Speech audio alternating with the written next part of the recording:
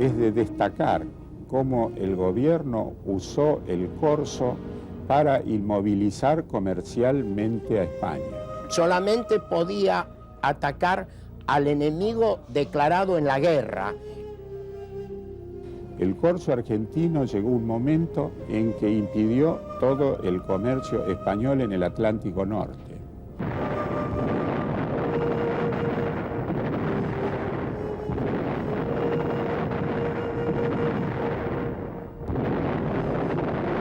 Fue la forma como el gobierno argentino, quien no lo sé, instrumentó la guerra de corso como para eficientemente paralizar a España en el mar totalmente.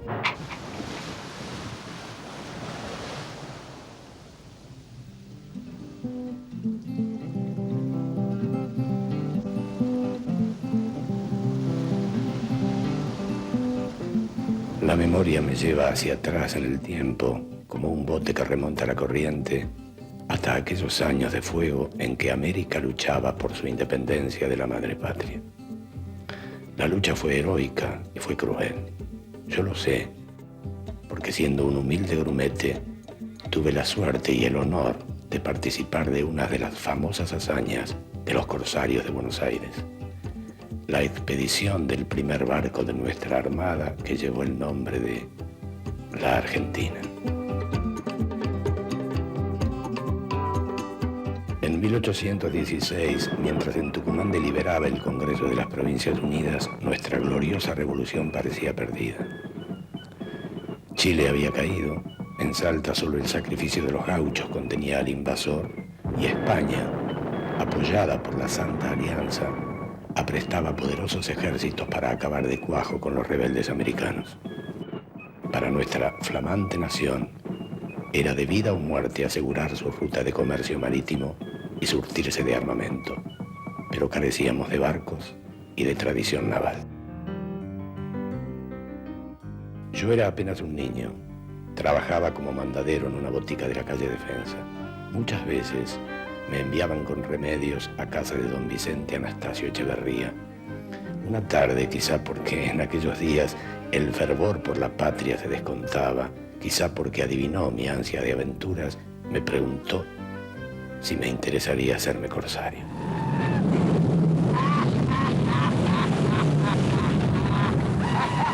En mi ignorancia, yo creía que corsario era lo mismo que pirata, un pillo, ladrón y un bandido del mar.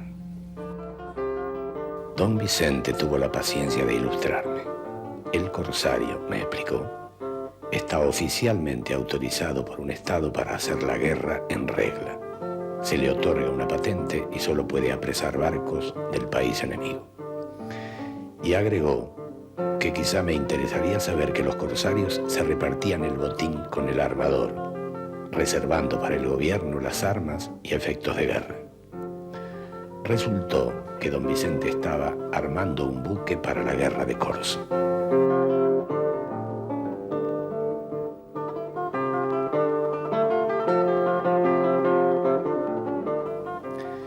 La nave, rebautizada La Argentina, fue puesta bajo el mando del capitán Hipólito Bouchard. Bouchard era nacido en Saint-Tropez, que era un pequeño puerto mediterráneo donde habían nacido los grandes corsarios franceses de la época napoleónica. Es decir, que ya llevaba en la sangre el corsario. Viene a Buenos Aires siguiendo a una corriente de 3 o 4 grandes corsaristas franceses. Es comandante de uno de los buques que intervienen en la primera batalla naval argentina contra los españoles, que es el combate naval de San Nicolás. Su actuación ahí, pese a ser destruida toda la primera escuadrilla, como la de otros integrantes de esa escuadrilla, fue brillante. La prueba es que se hizo un sumario del cual él sale absuelto y se lo repone en el cargo y en el grado. Así que vuelve a tomar el comando de un buque.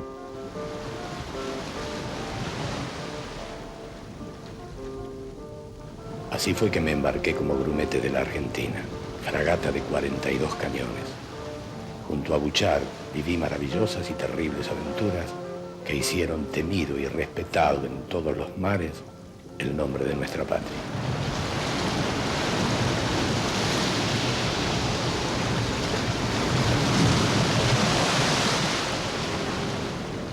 Buchar era francés y uno de los tantos extranjeros que habían abrazado como propia la causa sagrada de nuestra libertad.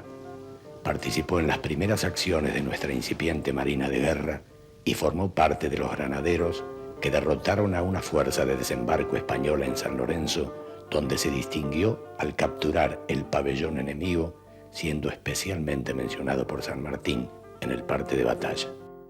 Este es vuestro bautismo de guerra, soldados de la patria. No disparéis un solo tiro. Fiad la victoria a vuestros sables y lanzas. Yo sé que son invencibles. En 1812 pasa una nota diciendo que para servir mejor a su patria de adopción y no teniendo buques, desea prestar servicios en el ejército, aunque lo rebajen de grado. Pasa a integrar con una jerarquía menor, por no tener actividad en la Armada, el Regimiento de Granaderos a Caballo, con el que interviene heroica y valientemente en San Lorenzo.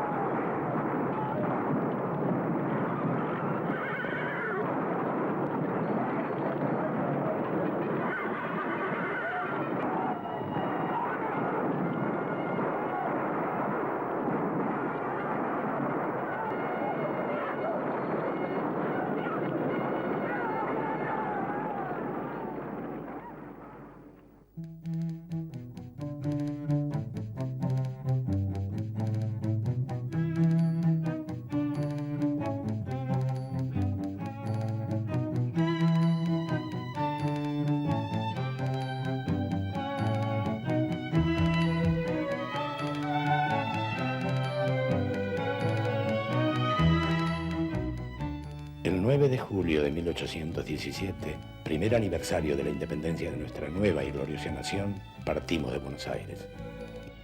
Pronto dejamos el Río de la Plata. Me di cuenta de que salíamos a mar abierto porque cambió el color de las aguas y los delfines comenzaron a seguirnos. La tripulación era un rejunte de aventureros de toda la haya y de todas las latitudes. Marinos curtidos, hijos de familia de la nobleza europea, arruinada por la revolución y la guerra de Bonaparte, exilados de países ignotos. Yo era uno de los pocos criollos y, como casi todos nosotros, nada sabía del mar. La férrea disciplina que supo imponer nuestro jefe y los rigores de singladuras y combates hicieron de los corsarios de la Argentina una aguerrida hermandad que supo defender con valor la bandera azul y blanca de Belgrano.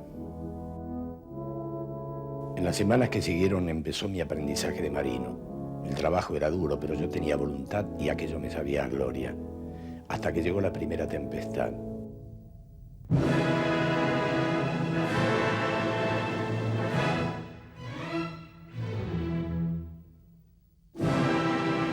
Bajo el embate de olas de 20 metros me encomendé a Dios, pensando que nunca más mis pobres padres volverían a ver a su hijo. Aterrorizado y enfermo tuve que disimular, porque mis bravos compañeros siguieron cumpliendo sus tareas como si aquella borrasca en nada pudiera afectarnos.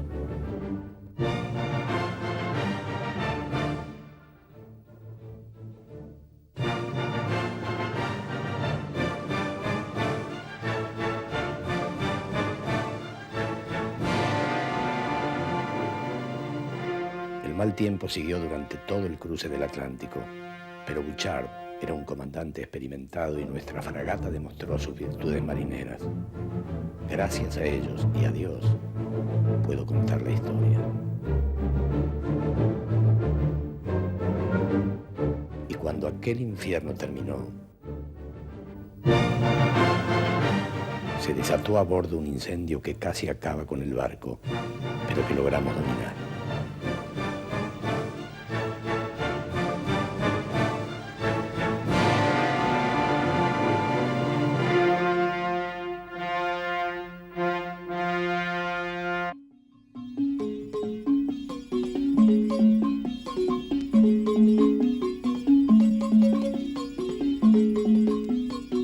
Tenemos que suponer que es un buque de algo más de 30 metros, 32, 35 metros de largo de eslora.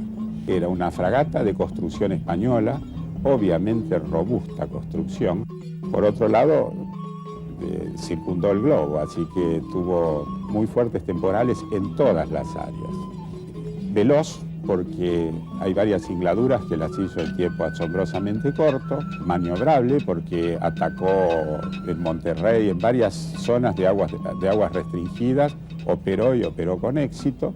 Así que era un buque de buenas cualidades, como lo demuestran los resultados de su expedición. Usaban cañones de 8 de 12 y gonadas de 8 y de 12. La gonada era una cosa más corta y más parecida al obús, que le daba cierta facilidad para tiros con metralla y demás. Un poco chamuscados, pero ya convencidos de que no había quien pudiera con nosotros, avistamos las costas de África. En la gran isla de Madagascar, el destino quiso probar nuestros ideales de justicia.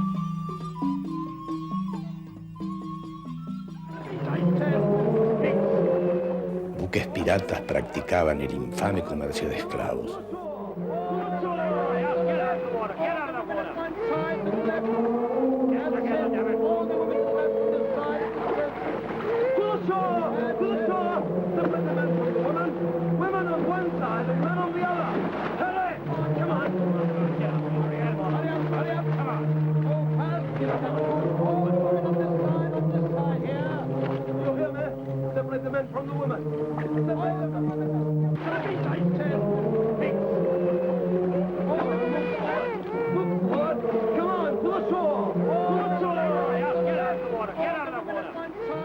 Un navío de guerra inglés, comisionado para perseguirlos, era impotente porque los negreros los superaban en fuerza. Bouchard se ofreció para liberar a aquellos desdichados morenos.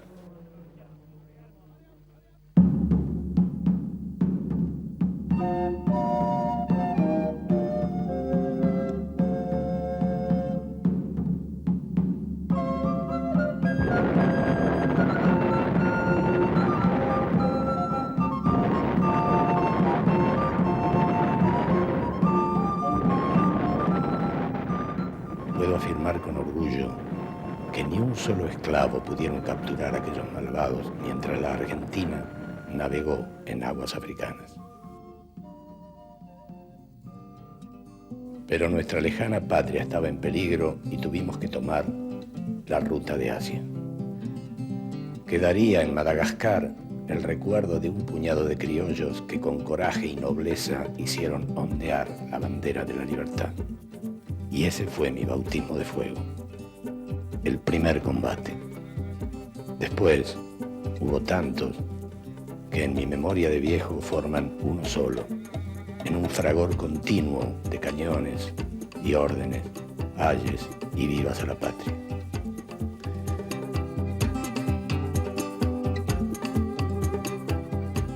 En el Océano Índico esperábamos encontrar abundancia de buques españoles y poderosas cuadrillas de escolta.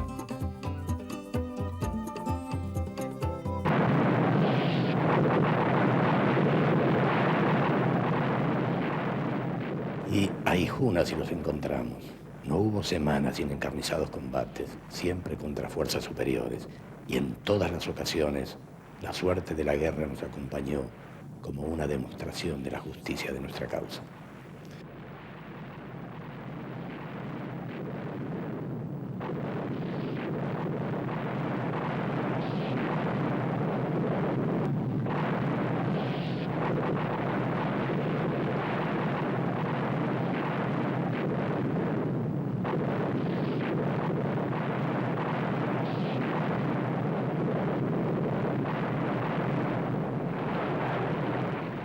En cada abordaje gustamos el inefable sabor de la victoria con su amargura por los compañeros caídos, pero no había tiempo de festejar ni de lamentarnos.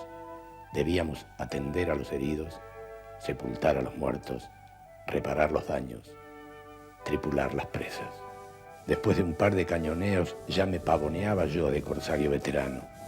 Es cierto que seguía fregando la cubierta y ayudando al cocinero, pero ahora trepaba como mico a las gavias sabía vitolar las balas, paquetear el ánima de un cañonal rojo y hasta manejar el machete de abordaje. Pero aún me faltaba conocer al más implacable de los peligros que acechaban al marino en aquellos tiempos de la navegación a vela, el escorbuto, que consume los cuerpos hasta la muerte.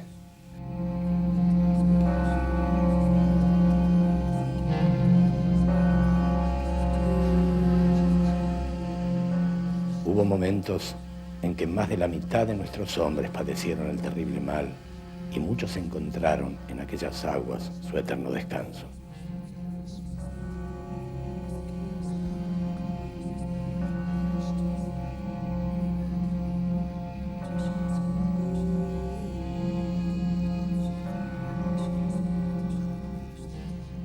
En la isla de Java, para aliviar a los enfermos, Bouchard recurrió a la desesperada medicina recomendada por los brujos nativos.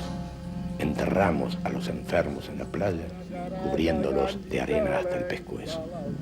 Los que estaban pasados del mal pronto dejaron de sufrir, pero la mayoría se repuso. Con la tripulación debilitada nos hicimos a la vela, y en el estrecho de Makassar, entre las islas de Java y Borneo, vivimos uno de nuestros lances más extraordinarios. Un amanecer, estando de vigía, divisé 5 velas que venían derecho hacia la Argentina. Eran piratas malayos, gente de pésimo carácter que trae sable, trabuco y cuchillo entre los dientes.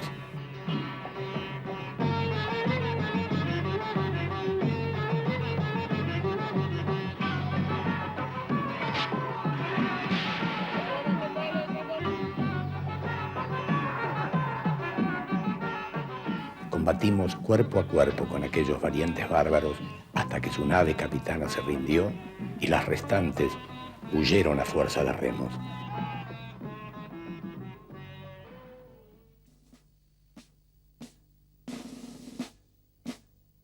Considerando inmotivado aquel ataque, reunió un consejo de guerra que votó unánimemente la pena de muerte. La embarcación capturada fue hundida a cañonazos con aquellos desdichados a bordo. En aquellos tiempos, esa era la justicia que se aplicaba a los asesinos del mar.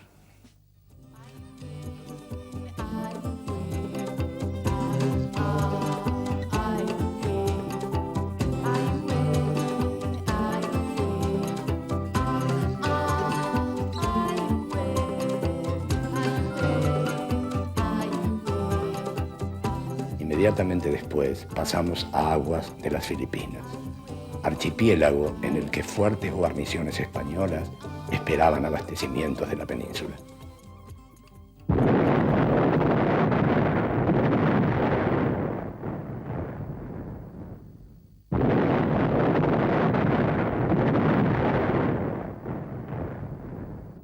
En el curso de un mes, echamos a pique 16 naves enemigas.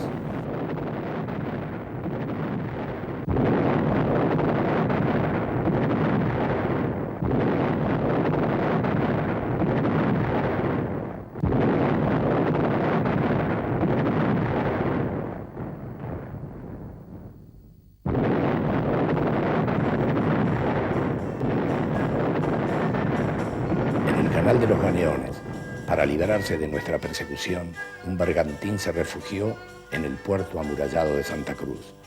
No nos podíamos acercar por el escaso fondo, pero no quisimos abandonar la presa. Bouchard ordenó a su segundo, el capitán Somers, que con un piquete de asalto en 3 botes abordara al bergantín español.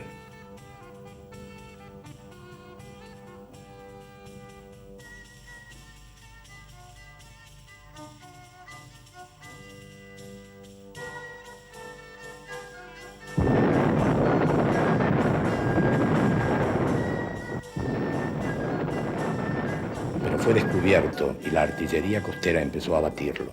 Somers decidió abordar de todos modos, pero sus botes fueron alcanzados y los náufragos ultimados por el enemigo.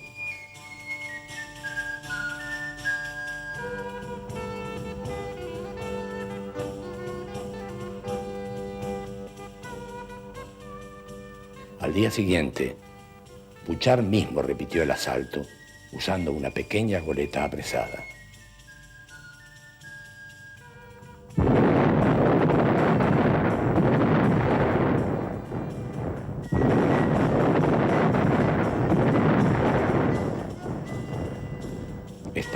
tuvimos éxito y los españoles abandonaron su buque en nuestras manos. Siempre buscando castigar el comercio español y amenazando sus comunicaciones militares, cruzamos el mar de la China y nos internamos en el Pacífico Sur.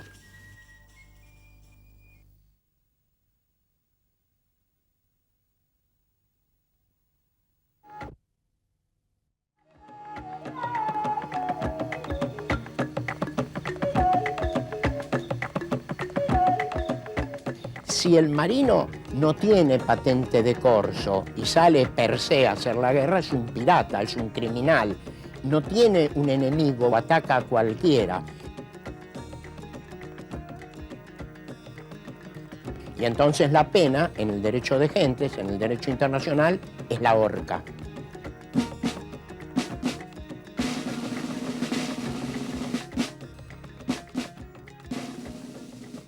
Fueron muy pocos los que terminaron ahorcados y generalmente no eran corsarios argentinos, hoy usaríamos una palabra, eran corsarios truchos, porque también había falsas patentes que algunos individuos vendían, no acá, sino en el puerto, sobre todo norteamericano de Baltimore, y esos sí acabaron ahorcados, los más famosos, los de un buque que tenía un nombre muy significativo que se llamaba Las Damas Argentinas, donde el capitán y todos terminaron ahorcados en la costa este de los Estados Unidos.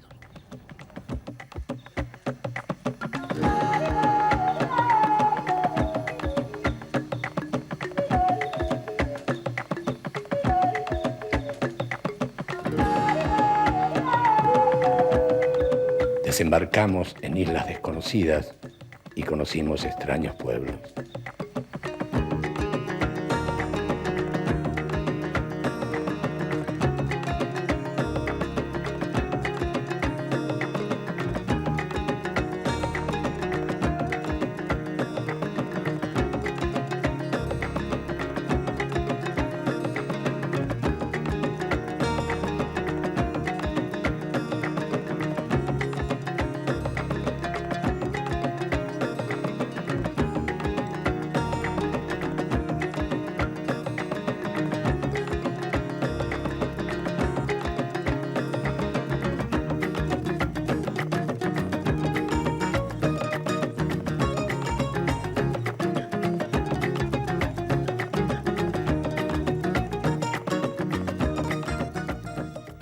Una tribu que se comía a sus propios muertos.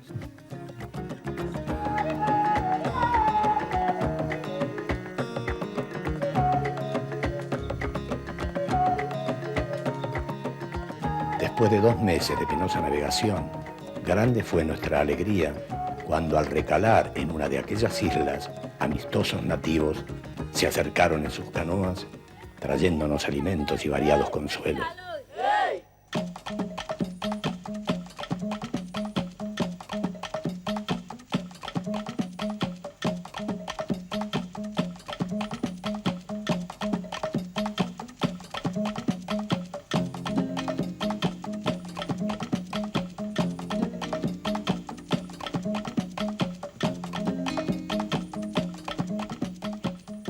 Estábamos en la isla de Hawái y nos daba la bienvenida a su rey, Kamehameha I, un benevolente monarca que supo encaminar a su pueblo hacia el progreso y la civilización.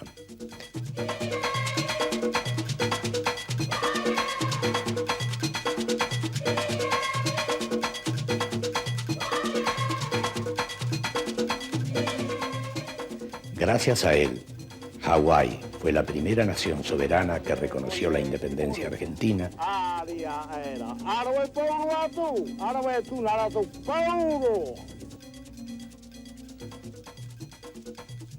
y firmó con Bouchard un tratado de paz y amistad.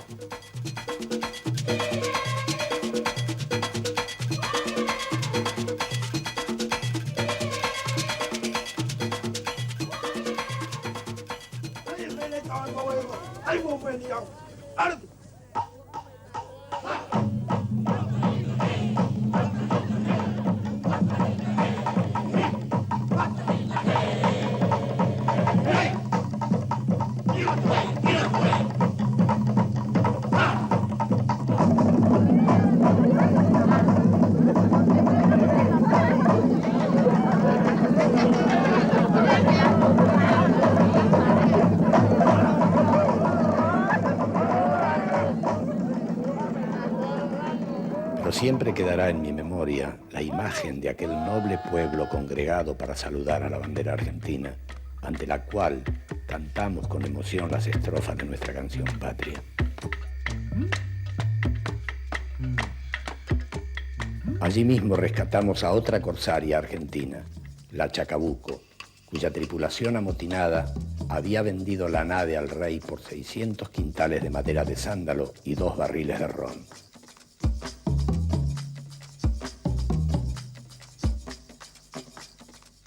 Aquellos hombres carecían de toda disciplina, eran pendencieros e insolentes, y habiéndose enterado nuestro comandante que los piratas acababan de asesinar a la tripulación de un buque portugués, pusimos proa hacia la isla de Oahu, gobernada por un reyezuelo que había dado cobijo a los amotinados de la Chacabuco.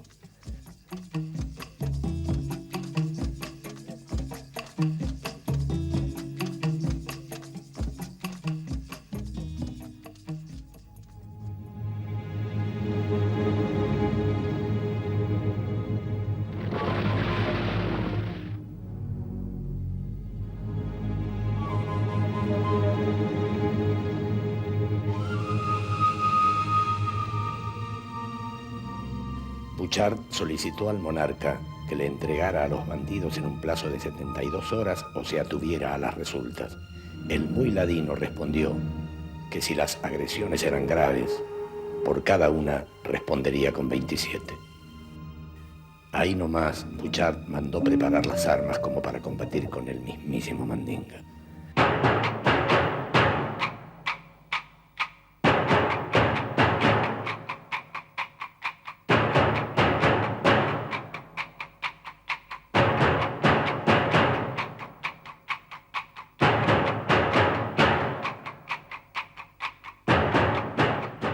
Atemorizado, el reyezuelo mandó un emisario y los rebeldes fueron entregados.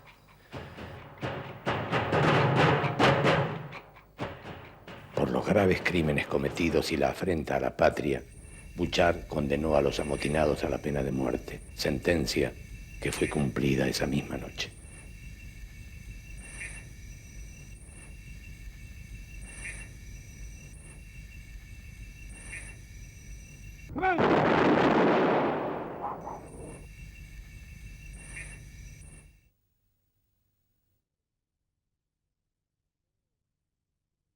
Usted imagínese lo que era el mundo en 1817 y lo que podía ser la Argentina recalando en Hawái.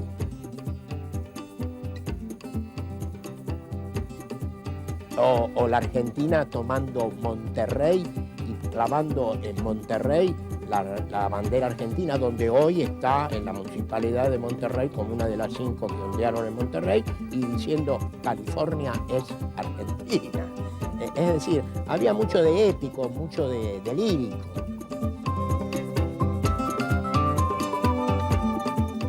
A finales de 1818 llegamos a las costas de la Alta California, hoy parte de los Estados Unidos, pero que en aquellos días eran un bastión español.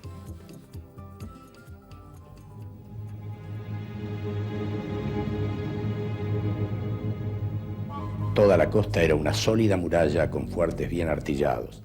Atacar parecía locura, pero no para Bouchard, quien decidió expugnar Monterrey, núcleo principal de aquellas fortificaciones.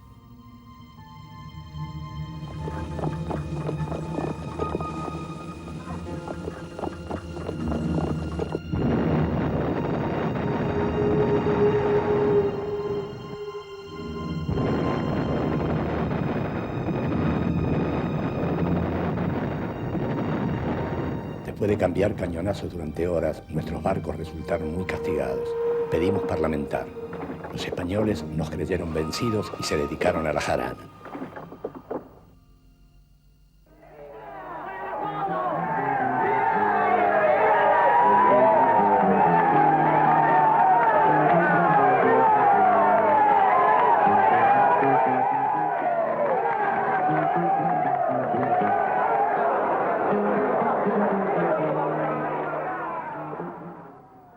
Amparados por la noche, desembarcamos 200 hombres bajo el mando personal de Bouchard.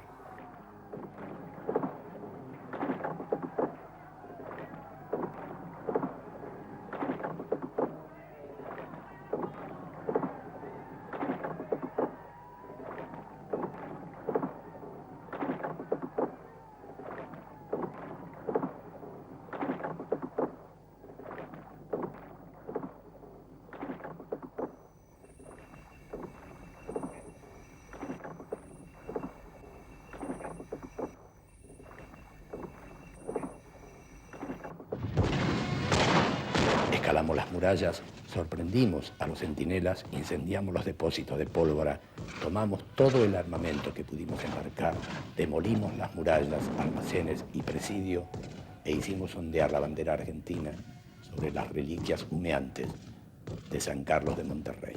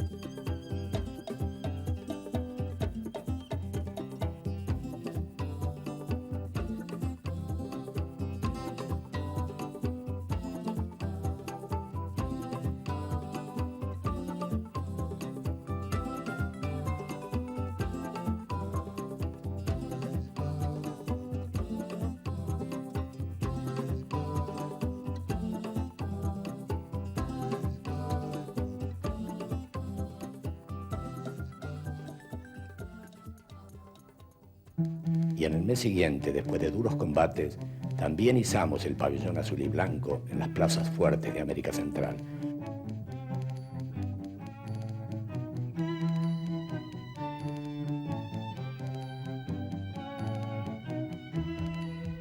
Tomamos a sangre y fuego San Juan y Realejo. Igual que en Monterrey, nos apoderamos de un rico botín y solo respetamos los templos y las propiedades de los americanos.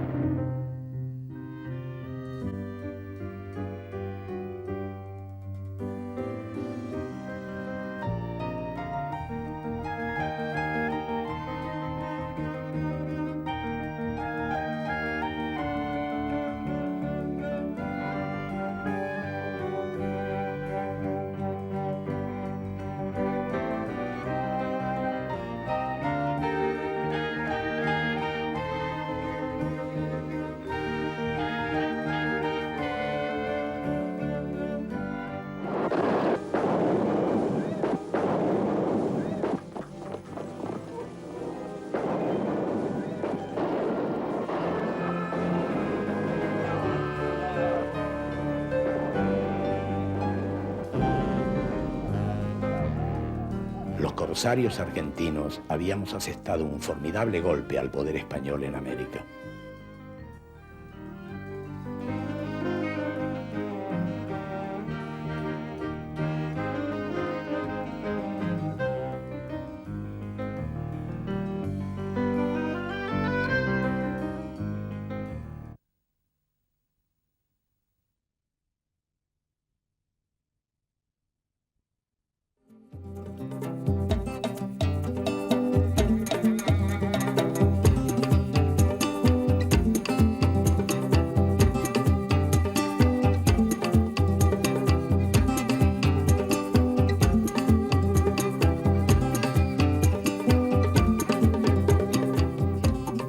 El 14 de julio de 1819, a los 2 años y 4 días de nuestra zarpada de Buenos Aires, la Argentina, ahora capitana de una flotilla cargada de tesoros, ancló en el destino final de la expedición, el puerto de Valparaíso.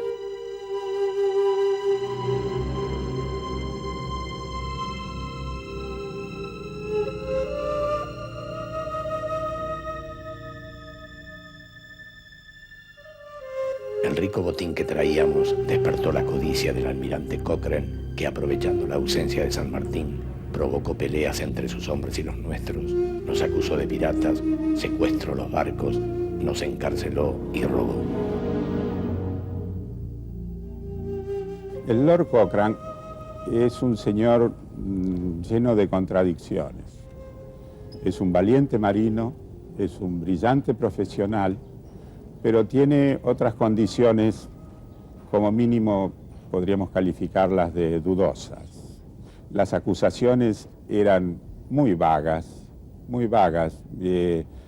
casi torpes. Así que la única justificación que se podría encontrar para este accionar es, y conociendo los antecedentes tan de su afán de lucro del Lord Cochrane, sería pensar de que lo que quiso fue apoderarse de los supuestos grandes botines que traía la Argentina después de 2 años de corso. 5 meses estuvimos en prisión junto con nuestro capitán mientras se sustanciaba el proceso. Finalmente, las autoridades chilenas nos liberaron de culpa y cargo y ordenaron a Cochrane devolver cuanto nos pertenecía. Se resolvió, no recuerdo si fueron 7 meses, 6 meses después, devolviendo la libertad a Bouchard y la propiedad del buque, que había sido prácticamente saqueado, no solo en sus bodegas, sino en armamento y demás cosas. Se le da la posesión del buque a Bouchard, pero legalmente, pero no se le permite tomar posesión con una serie de chicanas hasta que el entonces coronel Necochea toma posesión del buque por la fuerza con un grupo de granaderos a su mando y le traspasa el buque a Bouchard.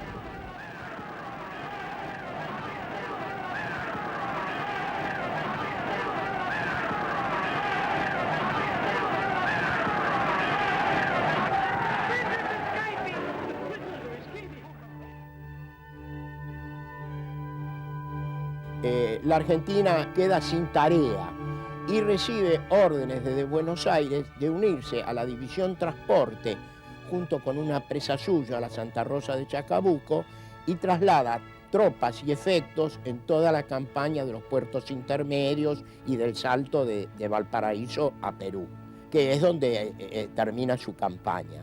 Ahí cambia después de bandera por la Argentina por la peruana, inscribiéndose en la escuadra peruana al mando del almirante Guiz, y termina sus días ya vieja y vencida, siendo rematada como leña en un puerto peruano. Por fin pudo Bouchard abrazarse con su antiguo jefe de granaderos y enterarse de los planes de San Martín. Enseguida recibimos órdenes de preparar a la Argentina para la expedición que llevaría al ejército libertador a las costas del Perú. Pero esa es otra historia.